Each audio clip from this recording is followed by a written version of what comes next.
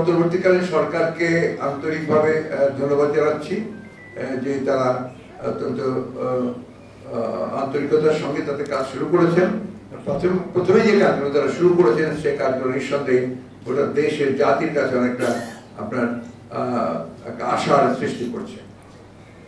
আপনারা জানেন ইতিমধ্যে সুপ্রিম কোর্ট থেকে 4 জন না 5 জন 6 জন বিচারপতি পদত্যাগ করেছেন। নতুন একজন প্রধান বিচারপতিকে বোধহয় নিয়োগ দিয়েছেন প্রেসিডেন্ট, প্রধান বিচারপতি হিসেবে নিয়োগ দিয়েছেন, তো ভারপ্রাপ্ত নিয়োগ দিয়েছেন।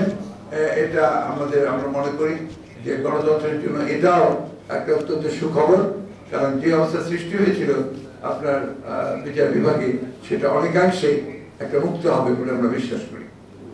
আমরা অত্যন্ত আপনার উদ্বিগ্ন হয়েছি যে দেশে এবং বিদেশে কিছু কিছু গণমাধ্যমে বাংলাদেশের বর্তমান পরিস্থিতি নিয়ে বিভ্রান্তিকর আপনার খবর সংবাদ পরিবেশন করা হচ্ছে এবং সেখানে আপনার বিভিন্নভাবে আপনার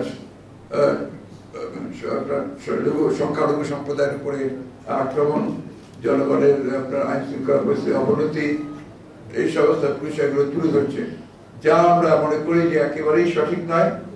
কিছু কিছু জায়গায় কিছু কিছু সমস্যা তৈরি হয়েছে, নিঃসন্দেহে সমস্যাগুলো সম্প্রদায়গত ভাবে নয়, ধার্মিক ধর্মীয় ভাবে নয়, এগুলো আপনার রাজনৈতিক ঘটনা ঘটেছে। কোথাও হয়তো দেখা গেছে যে আপনার একজন বাড়ি ক্ষতিগ্রস্ত হয়েছে, আমরা হয়েছে, তিনি হয়তো বা আওয়ামী লীগ করেন, সেখানে সেভাবে হয়েছে।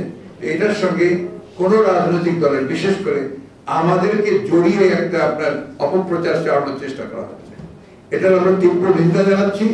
একই সঙ্গে আমরা স্পষ্টভাবে বলতে চাই যে এই ধরনের কোনো ঘটনার সঙ্গে বিএনপি তো জড়িত নয়, বাংলাদেশের কোনো সুস্থ স্বাভাবিক রাজনৈতিক দল বা ব্যক্তিও জড়িত থাকতে পারে না।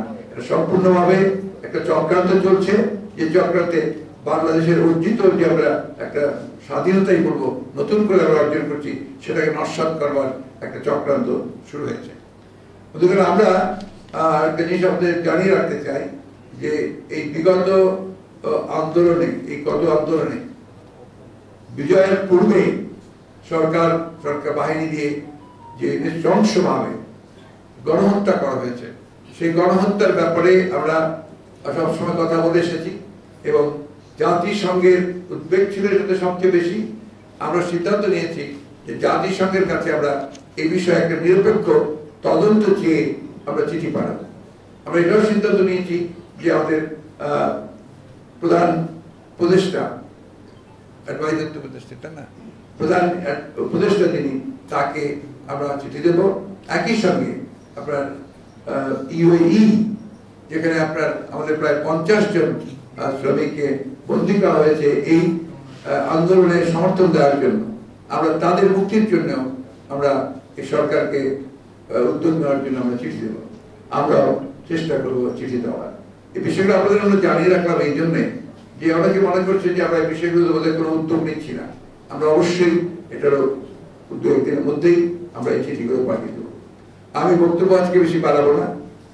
আমি শুধু আপনাদের কাছে একটাই অনুরোধ জানাবো যে আপনারা দায়িত্বশীল সংবাদ কর্মী, আপনারা সব সময় বাংলাদেশের স্বাধীনতার সার্বভৌমত্ব, গণতন্ত্রকে সমুন্নত রাখার জন্য আপনাদের ভূমিকা রেখেছেন। আপনারা দয়া করে এমন কোন সংবাদ যেন পরিবেশিত না হয় যে সংবাদে দ্বারা মানুষ বিভ্রান্ত হবে এবং এই যে বিজয়, এই বিজয়কে আপনার ব্যাহত হবে। এটা আমার বিশেষ অনুরোধ আপনাদের কাছে। সবশেষে আবারও আমি আপনাদেরকে ধন্যবাদ জানিয়ে আমি আমার বক্তব্য শেষ করছি। আজকে আমি আর অন্য কোনো বিষয়ে কথা বলতে চাইছি না। ধন্যবাদ।